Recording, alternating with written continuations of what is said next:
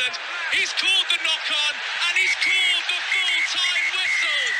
And England men and women all around the Yokohama International Stadium rise to celebrate one of the most authoritative, dominant and famous victories in English rugby history. They have crushed New Zealand and they are marching inexorably towards another Rugby World Cup final. Does it get much better than this? It will be a rematch of the 2007 final. Well, let's hope it's a slightly better final because that wasn't great in terms of the quality. It was also the last time England made it to the final. Lost, of course, against South Africa then. You may remember that in the last World Cup, which England hosted, they failed to get out of the group stages.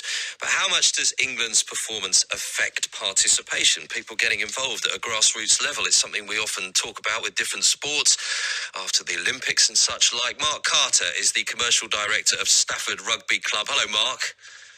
Hi Chris, how are you? Yeah, very, very well. Look, I'll talk to you about all of the grassroots stuff and what it means in terms of people getting involved. But I want to ask you what it was like down at the club on Saturday, first of all. So we've just actually moved to a new £5 million development, and it was the kind of opening weekend. So combining the opening weekend of a new club with what you can only describe as a fantastic victory against New Zealand meant that there were a lot of very happy people. I think we had 200-300 people down here. Wow. English breakfast from 8:30, watched the game, the bar was open. It was a jolly occasion. Yes, I bet it was. It was. Yeah, and what about some of the younger members? Because you've got about 2,000 members there, haven't you? I mean, is there a sort of electric feeling around the club at the moment with the World Cup on the go?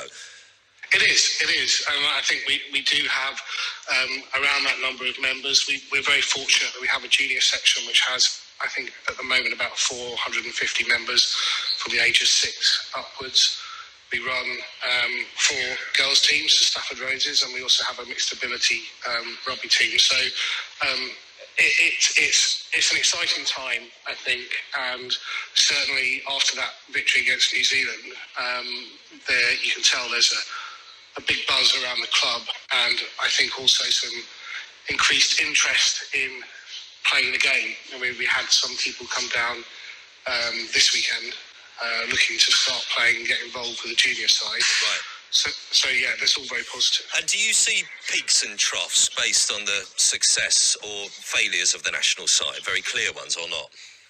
So I don't think we see clear troughs. I think we do see a clear influx of interest when we're doing well. I think, the last World Cup was a disappointing one, given that we didn't get out of the group stage, as you mentioned already. But on the lead up to and post what we hope will be ultimately a World Cup winning World Cup for England, then we would expect, yes, to see an uplift of new players, be it from a junior section, from those people who used to play and have given it up and then come back and start playing again. Yeah. And obviously also what's helping is the increased prominence of the women's game. Yes. Well, I was going to ask you that because they won the World Cup in 2014. And did you see more girls coming along and more women as well? So we did. In fact, we started an initiative to develop a women's section and girls section to the club. So we had kind of 2 or 3. We started really recruiting after that World Cup, and we now run, as I say, 4 women's/girls teams, Stafford Roses. So that's about 60 girls and women who started playing rugby since that time. So yes, that was very beneficial to us, and it was on the back of the prominence of the women's game. What's the plan for this Saturday, Mark? So the plan for this Saturday is 8 o'clock meet at the club, full English breakfast, bars open.